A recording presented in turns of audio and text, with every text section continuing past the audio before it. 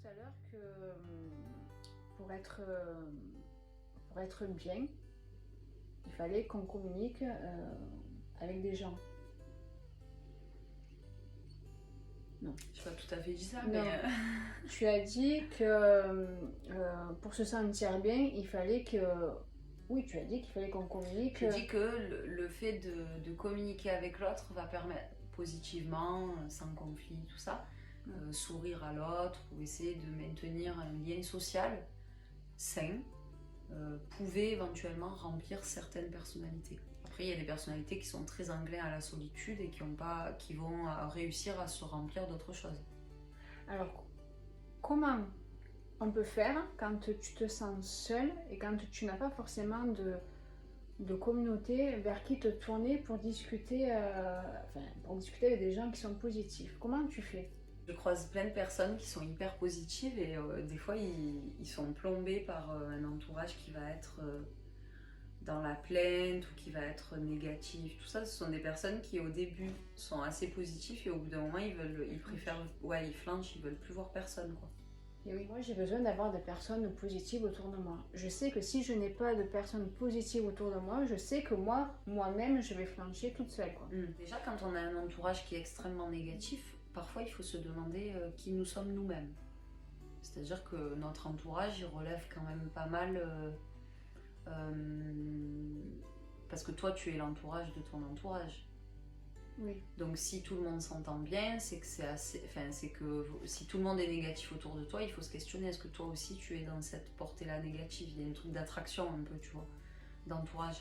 Du coup, si toi, tu aspires à aller vers des gens positifs, peut-être qu'il faut, dans un premier temps, questionner sa personne aussi, c'est-à-dire savoir si nous-mêmes, on a cette allure-là et si on est en capacité aussi d'apporter du positif à l'autre. Donc ça te demande de questionner aussi la relation en elle-même. Les gens, ils sont pas négatifs parce qu'ils sont négatifs. Si tu t'entends avec des personnes négatives pendant un laps de temps et que tu te rends compte au bout d'un moment qu'ils sont négatifs, c'est peut-être parce que toi, tu as travaillé sur toi. Oui. Tu vois. Oui. Voilà.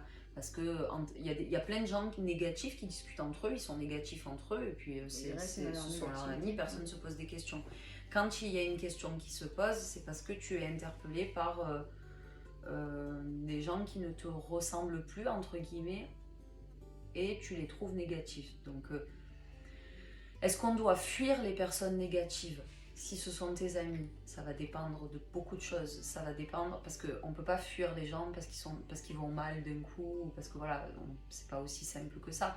Tu as des personnes qui sont tout le temps négatives, ça fait partie de leur personnalité. Tu as des personnes qui sont négatives pendant un laps de temps, mais c'est légitime.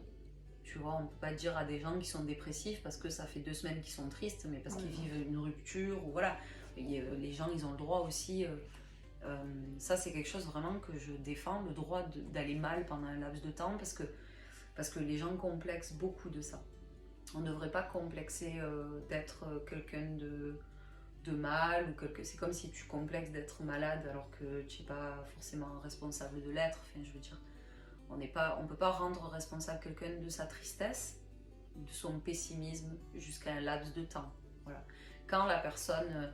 dans l'entourage amical, on la soutient un peu, ou on discute un peu avec elle de l'aspect négatif des choses, ou de pourquoi elle vit les choses négatives, on peut l'encourager, c'est à ça que servent les amis aussi. On ne peut pas dire que l'entourage négatif, il faut juste le fuir. Moi, je trouve que c'est un peu dur, tu vois. Et ça renvoie aussi à ce que je te disais tout à l'heure, si c'est toi un jour qui est négatif, qu'est-ce qu'on fait ?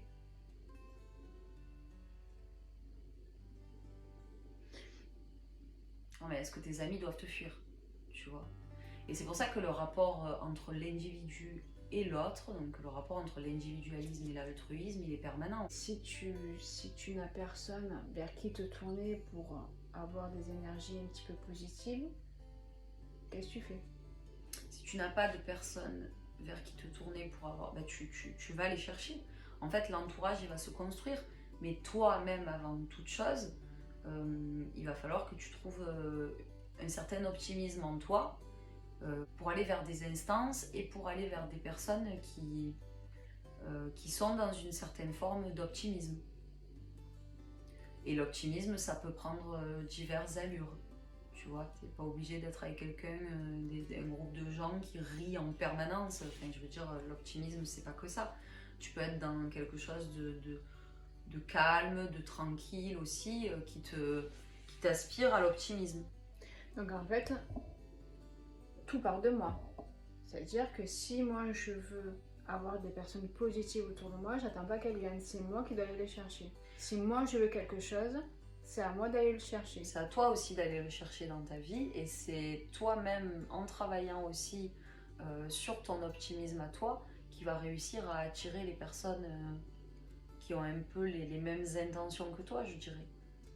Tu vas les attirer vers toi en te rendant dans des lieux où tu vas croiser ces personnes-là